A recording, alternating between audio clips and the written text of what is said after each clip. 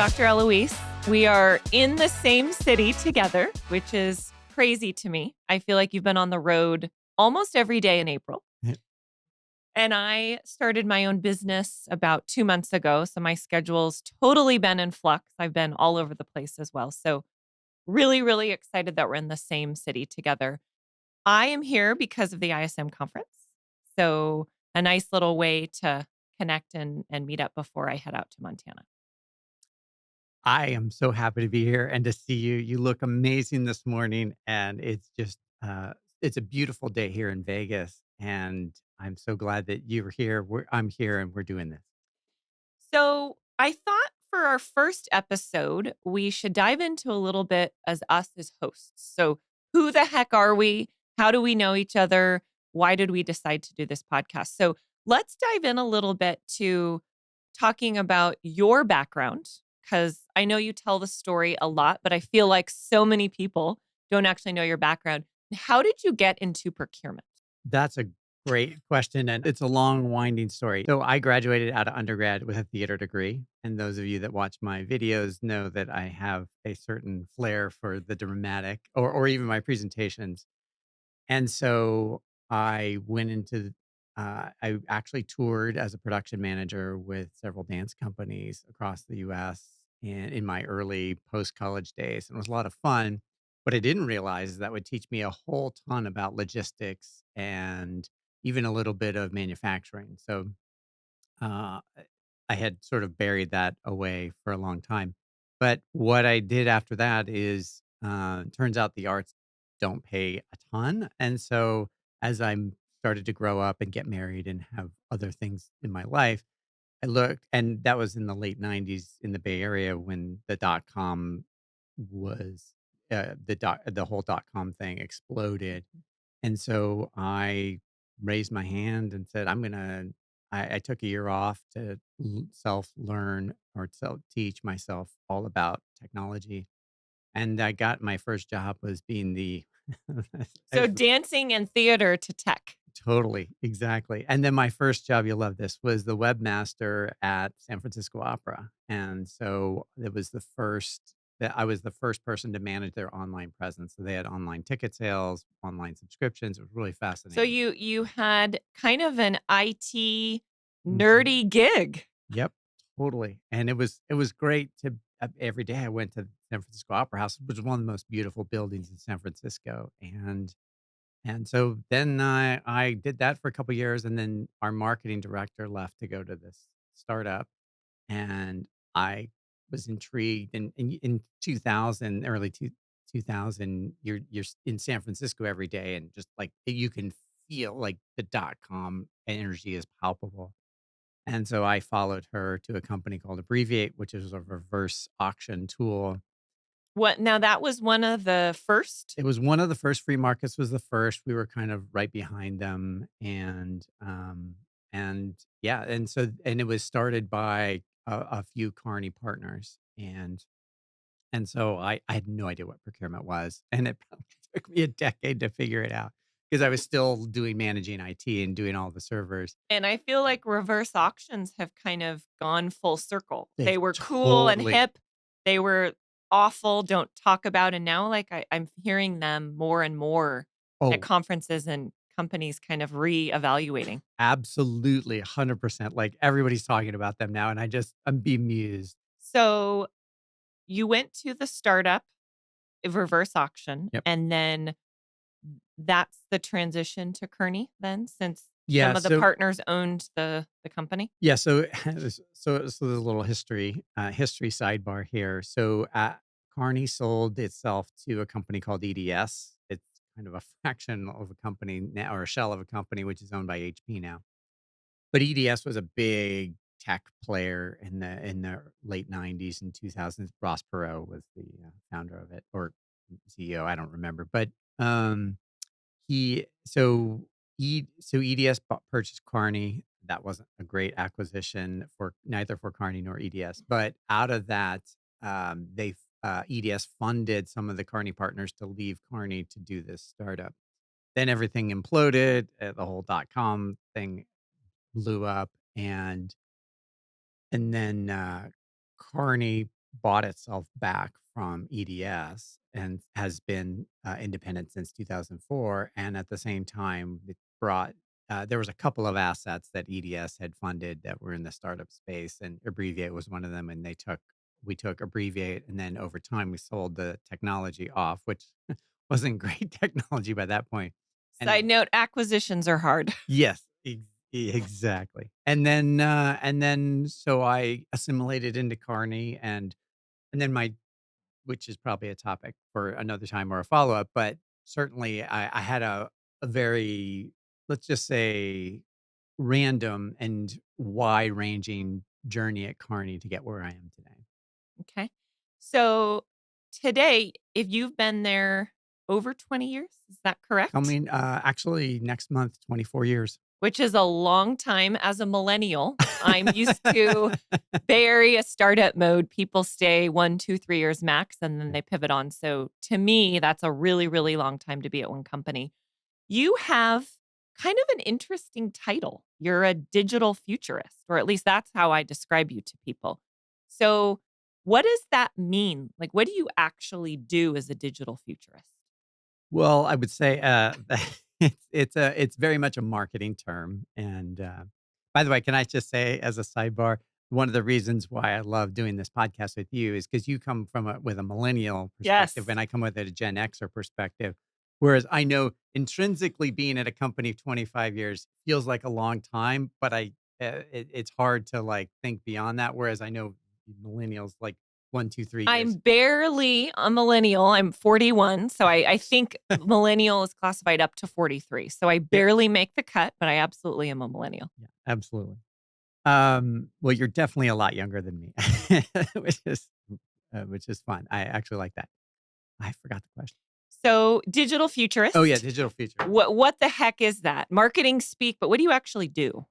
Yeah, so my job is to think about where we look future back to where we could be in the near future in the 3, 5, 10 years versus some abstract notion of autonomous cars and robots and all that that we tend to think there's a lot of business jargon that says, "Oh my god, AI is gonna take your jobs," and all of this and that, and I try to look at where we are today, uh, plot a direction to the future, put a stake in the ground that says, "In 5 years, we'll do this," or, "We need to be doing this," and work backwards from that, and so I can hold on one hand, we're doing X today, we need to do Y tomorrow, and I can draw that path versus so often, AI will take over everything. Well, that doesn't land for people. So that's ultimately do what I do, but if you break it down, I educate people on digital and how it needs to change and evolve.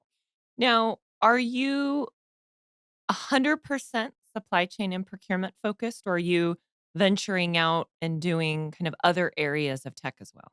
No, I do 100% supply chain and procurement, and that's I go very deep into those areas. And I feel like when I look at your spider map or other maps out in the market, I get a headache because there is so much procure tech. I don't even know the number, but I would say there's at least 200 procure tech solutions in the market. Oh, it's thousands now. It's I mean, thousands. I it's can't even keep up with them. so I feel like niching down is smart because it gives you if you're too broad, it kind of becomes overwhelming. So you have a nice niche, but there's so much happening in our space. The tech, I just mind blown sometimes. It is, and it's all changing too. I mean, not to not to jump on the AI bandwagon, but all of the I would say we're in an evolution because it was buy one provider. That was like decades. It was like buy your Oracle SAP and you're good. Turns out that was false. That was a false narrative. And then we've had this explosion of startups, as you described, like thousands of them. And and so now we have we have headache inducing. It is It's too much procure tech. It's pivoted one extreme to the other. correct. And so and there's some that like to say, "Oh, well, we're just gonna go back to the single solution provider." But I actually think it's the opposite is the startup explosion was a reaction to this it was an overreaction to just this entrenched interests that, it was the providers, it was the analysts, it was the consultants, the systems integrators. Everybody had created this fantasy world that wasn't working. So the startup is an or overreaction to that. And now we're going to move to something that's more blended. But what's different now is with AI, it's going to collapse a whole bunch of these individual solutions and obliterate some of the core single solutions. And it's going to eliminate a lot of the entry level buyer type jobs where you're doing mundane tasks. AI agents will be probably more quickly than some of us have expected or would like to think it's coming. I Yeah. mean, it is absolutely in production and happening. Yeah, it's happening today, not to the level we would expect or hope or idealize, but it's happening. There's no doubt that that's happening, and I think it will take longer for the big enterprises to fully adopt it because there's so much, let's just call it red tape, but it's happening. So it's 2024. What does this year look like for you as a digital futurist other than you need a private jet and you're always on the go? But what does this actually mean for you? What is some of the work that you're focused on and doing this year that you're excited about? Well, first off, here's something I've never said out loud is that if I would go work for any company that gave me access to a private jet, like I don't care what it is or what they do, that's my life goal.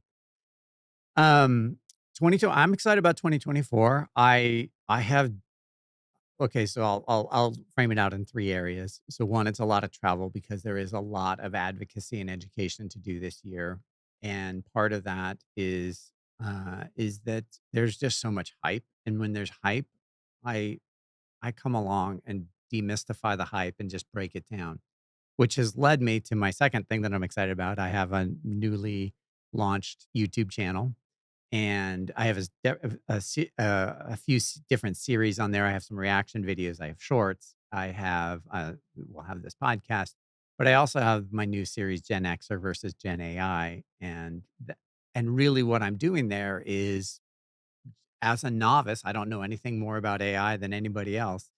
Is going through and learning it and figuring it out and recording it, and so people can see what I'm doing. And then the last thing is I am I'm working on my next book. I Part of my job is Next book meaning book number 3. it will technically be number 4, but Okay. yes, it'll be my 4th book. And, yes, but my 3rd solo author book. Okay. And, I'm very excited about it, and I'm gonna actually go backwards in time and look at, history, and it's gonna be more history based, to Which sort of is your passion, it something you love. So totally. perfect tie-in. Yes. So that's what I'm excited for 2024. And and I think all of that collectively, the reason I'm doing all or excited about all 3 of those things, both the events and traveling with meeting people, the YouTube series and my history or my new book on history is that we need to scaffold up for people and help get them to the future. And right now, nobody's doing that. And the people are the biggest underserved market in all this. We've got all the technology we need. Like within 18 months, there'll still be more technology coming, but we can't consume what we have today. And so what's become clear to me is the people have been underserved. Especially, I would say, the older demographic, and by that, that, I mean that would be I me. mean over 50. I mean, Yeah. I look at my parents who are both retired and in their 60s. They're not sitting down and learning all the new AI tools and studying, and I feel like for those of us who still are in the workforce, you have to at least know about AI and know what it means and how it's going to impact your job and the industry that you work in. I would say there's no AI expert yet, No. but you need to at least be aware of what it means and what's happening because it is going to impact every aspect of procurement and supply chain. And even our lives. I mean, so on my YouTube video, I have a person that helps me put my videos together, and I actually you pointed out that YouTube descriptions were not that great, and so I asked her. Her name's Lauren. I said, Lauren, can you? I need to fix. Can you figure out what I need for these? for the what makes a good YouTube description. And she's like, "Yeah, I don't know either." And I said, "All right, well, can you go look around?" She's like, "Well, why don't I just ask ChatGPT?" And I'm like, "Oh, duh." And then, of course, she went there, and within 5 minutes, she found a YouTube description generator that actually goes and interrogates your video, creates all the descriptions and the keywords, and she did that in like 7 minutes. And I was like, and my takeaway from that was, A, that's cool, but B, my way of working, and to your point, my way of reorienting my brain. Oh, I should ask AI first. In my world on the marketing side, AI, and I think we could have a whole session of podcasts around AI with different topics, but in the marketing world, it's changed just about everything. When you look at video creation, copywriting, creating images, I mean, instead of a marketer staring at a blank screen, AI gives you a starting point. Do I think AI is the end all be all? Absolutely not. I wrote a post a couple weeks ago that AI doesn't have a face, AI doesn't have friends, and AI doesn't have context. So there are definitely ways that marketers still need to be strategic and add value. But to your point, AI is changing everything. And in my world, huge, huge changes coming. Yeah, totally agree. And I think your point about the older generation, which does include Gen X, because I'm over 50, it is we have to really, because we're not done in the workforce, probably won't be done for hopefully a while. Like there, we've got we've got to really work. And by the way, the Gen Xers and some Boomers are the ones in leadership positions for the most part. Who are the ones who have the budget and the Right. authority to drive the AI innovation top down in the companies? Exactly, and that has not happened to date in the digital realm. And so as we add AI, part of my advocacy is to really just poke the leaders to get them, because you cannot sleep on this. Mhm. So I'll talk a little bit about, I mentioned I'm in marketing. Yes. So I'll talk a little bit about my background and how I got into this space. So I was dead set on going into fashion. I used to do runway modeling. I love most things about fashion. In modeling, by the time you're 25 or 30, you're a nobody, you have no career, and you have to start over. So I decided that I was going to go into business and then somehow pivot into fashion after that. So I went to a little tiny school called Sonoma State University, Mhm. which is in wine country. And I was majoring in business with an emphasis in marketing. I had a minor in economics, and my goal was to get a job in fashion as soon as I graduated. My senior year, I was finishing my presidency for my sorority, Go AGD, and we were putting on a big fundraising event for diabetes. That's our global philanthropy for our sorority. And all the different organizations on campus come in and do ridiculous lip sync acts. And I I'm not sure why. I already had enough on my plate, but I volunteered to co-chair this event. This was kind of my last hurrah before I graduated. And I had to source everything for this event. And I had no idea how to source things. So I hired a local company called Golden Pacific Systems, which was a marketing procurement company.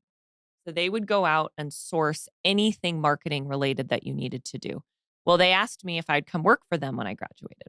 And in my mind, I'm thinking, I don't even know how to spell procurement. I have no idea what the industry is. It's a bunch of old white guys.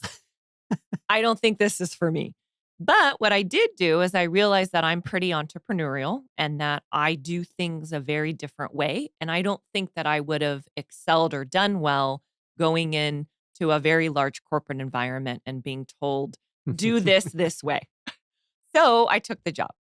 And so I spent the first part of my career, actually the bulk of my career, in go-to-market strategy and more actually in a sales capacity in the marketing procurement world. So totally on the indirect side. When I started, marketing procurement wasn't even a thing. Right. Like there wasn't a title, there wasn't a position. You had marketers.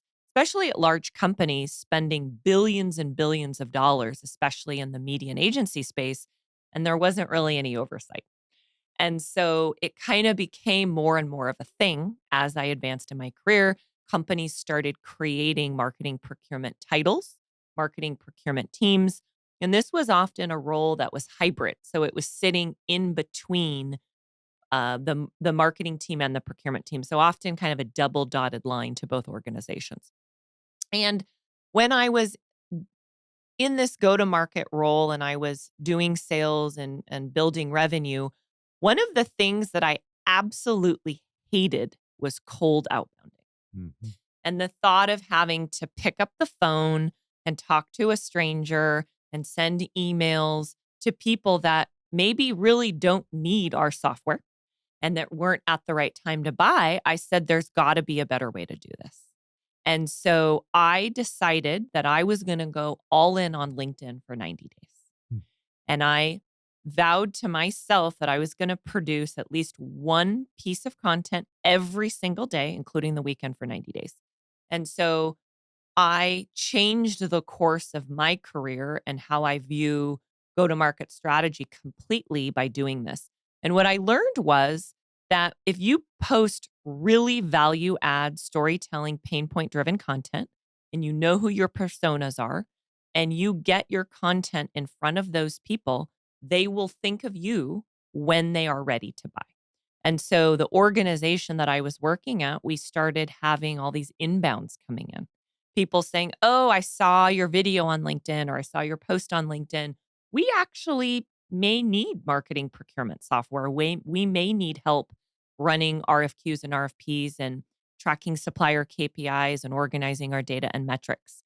And so from that moment on, I decided I was really going to invest heavily in content creation and messaging and learning how to educate people in a very non salesy way. And so after that, I went to two more marketing procurement startups. And then in October of 2021, I joined Source Day, which was about 100-person startup in Austin. And I went into the direct side. So completely pivoted from indirect into direct and in particular into manufacturing, which is a very, very different world than working on the indirect side.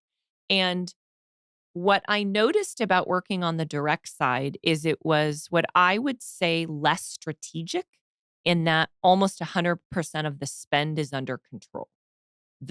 It's got visibility all the way up to the board because the direct materials are so important to the revenue and production for the company. But what wasn't really prioritized is supplier management and the ability to partner and innovate and work with suppliers to be very, very strategic to impact revenue for your organization. So I spent 2.5 years at SourceDay specifically running go to market and marketing for mid market manufacturers in the post PO space.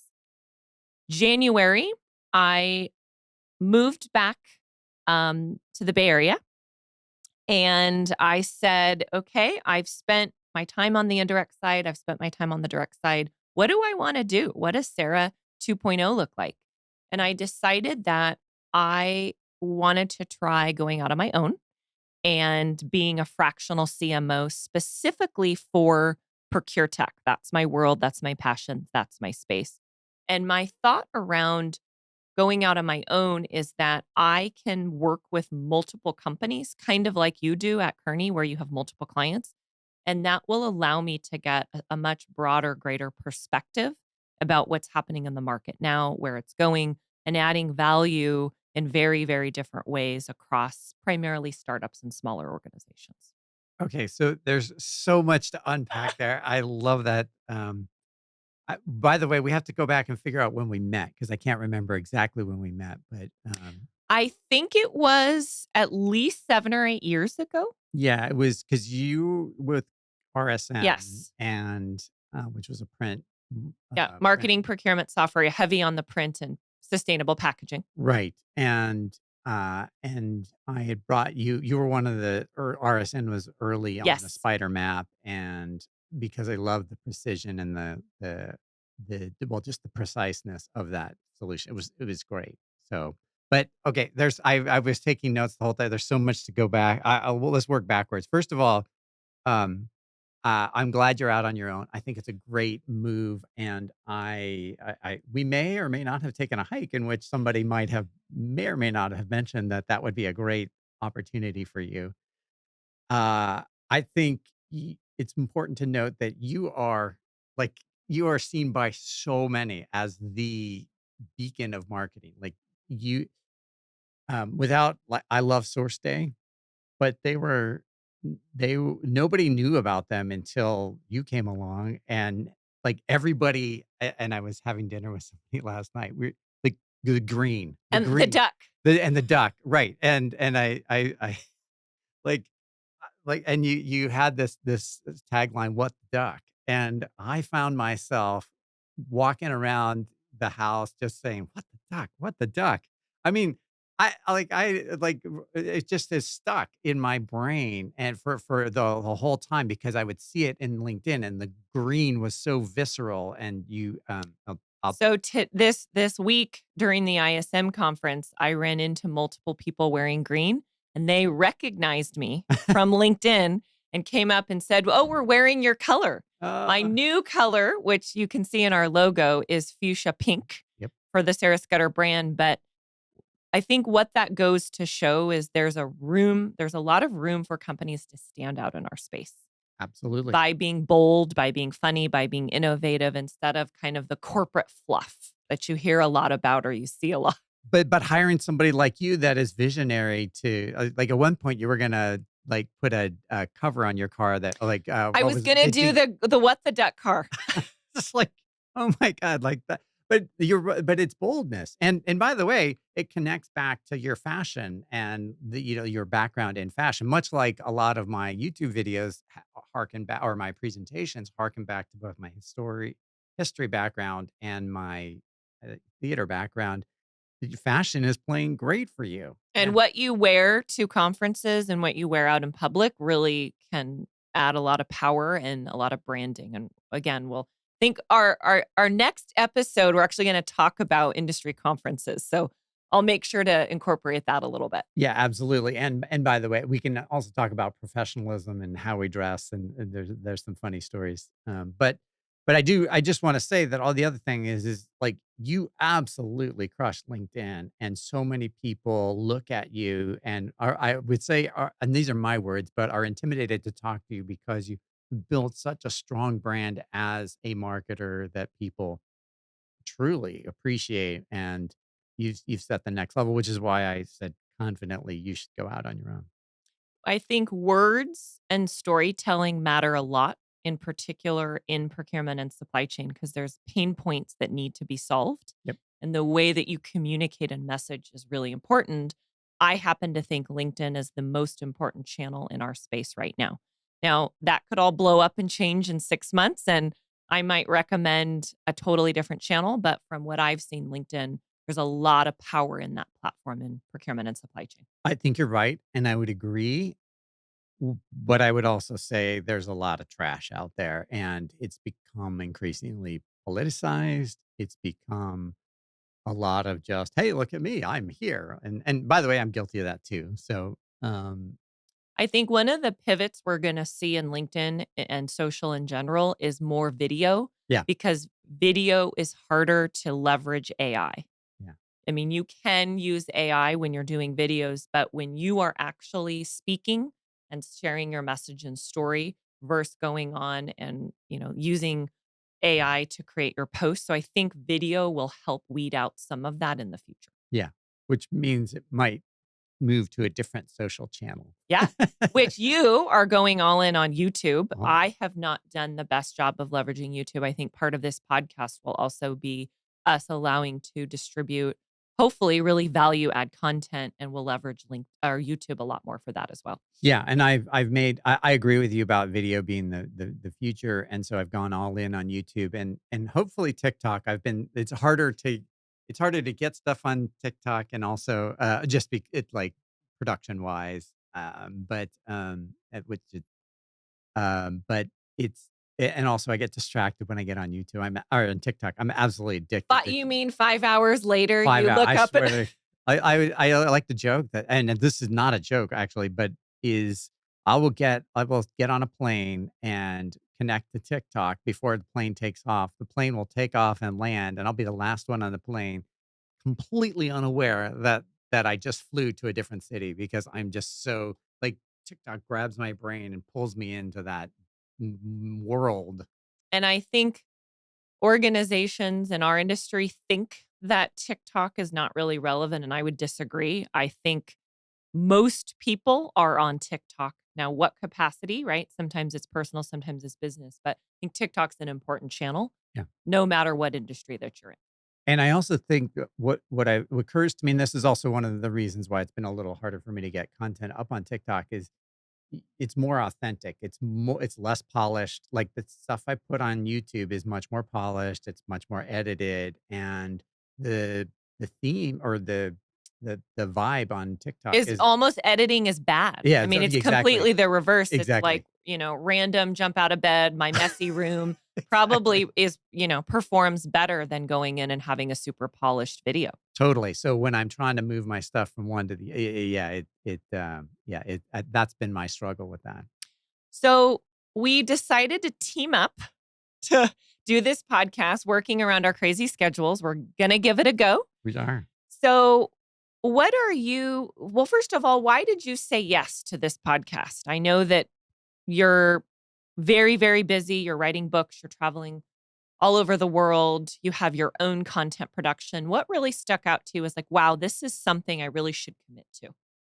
Well, first, and I've been approached to do podcasts for years, and I just haven't wanted to do them. But now is the time, and I think eh, like there's been the big crest wave of podcasts that sort of came about and during the pandemic and lockdown, and so a lot of those have sort of run out of gas and they've gone by the wayside. So I think we're in a new sort of era of podcasting. So that's one. Two, I've become a real fan of the medium. There's a whole bunch of podcasts that I just love. And some of them I consume on YouTube and some of them I consume on Apple Podcasts or wherever. So and it's become creators that are not they're not the big corporatized creators. They're very niche, they're very specific, and I realize that there is a lot of room to grow in the supply chain and procurement podcast space, and I wanted to be part of that. But then more importantly, because I'd been asked, there's production companies that will try to solicit you to come in and be a podcaster under their umbrella. Um, but I wanted to do it when you brought it up. I wanted to do it with you, and because uh, I'm not a generational determinist, but I also wanted to be challenged from a millennial perspective because I'm becoming very aware as I'm aging. I'm becoming very aware of my age and the Gen Xer viewpoint, which I actually is not a critique, and it's not to say it's better or worse. It's just I've become aware of that, and I wanted to see or hear it from somebody else's point of view as a sort of discussion, very much like we have here. But also the other thing is I admire you as a marketer, and I want to learn from you and go through this process with somebody that I truly respect and admire. So So I have also become obsessed with podcasting. Now that I'm on my own and I kind of can manage my schedule a little bit more and I'm not in so many meetings, I probably listen to podcasts 3 hours a day. If I mm, had to say, it's part of my workout routine and I have them all queued up. I would say three of my favorite podcasts, and I should ask you as well what yours are. From a LinkedIn perspective, because we were talking about earlier, there's a great podcast called Informed mhm, with Mark Williams, and he does an episode every week talking about everything that's new with LinkedIn. mm, And then he does a feature post and he dives in and talks about why the post was so good. Like, what did the creator actually do that worked? From a creator perspective, I think we both listened to this. I know we have shared some episodes. Creator Science, yeah, with Jay Klaus, love I that think one. is phenomenal. So good. He just brings in really dynamic, interesting guests from all different backgrounds to talk about just about everything you could imagine in the creator world. And then from a pure marketing perspective, the social media marketing podcast, I think is what it's called with Mike Stelzner, brings on a guest with a very, very niche focus in marketing. So that may be something in YouTube, it may be something in Insta. But I feel like hearing all of these different perspectives gives me ideas on things that I want to do more and lean in. And then sometimes it's like I don't agree. Right. And I don't agree with that person, and here's why. And it kind of fuels me to do more of that as well. So that for me, that was the big reason is I've really, really leaned into podcasting. And I think it's for me how I like to consume content. I am not the best book reader, never have been, but in an audio form, I feel like I learn so much better. And then you and I started hiking in January. Yep. And with the dogs, Yes. 5 dogs. Yep. I don't have pets. Dr. Elouise has 5 dogs, so we're quite the bunch going up the mountain. But what I like is that I feel like are very open, and we talk about just about anything you can imagine, and somehow we always relate it back to procurement and supply chain. And I think there's not enough podcasts with kind of a dual, I'm going to say even like a good cop, bad cop perspective, where people are coming in and sharing different viewpoints. And I think I respect you to have a varying viewpoint, and I think you respect my viewpoint as well. So that's kind of, I felt like there was enough there that we should try this podcasting thing together. And the other thing that struck me on our hikes was that there's so much to talk about. I mean, it's every day is a different disruption. And I feel like even just for me, I need to process that with somebody like, oh my God, did you see that X happened or Y happened? It's like, and it's It's almost like information overload, and you need to, totally. you're my detox partner. Yeah, yes. That we should rebrand Detox Partner. That's all for today. Join Dr. Elouise and I next Wednesday at 8:30 a.m. Eastern Time for our next episode to drop.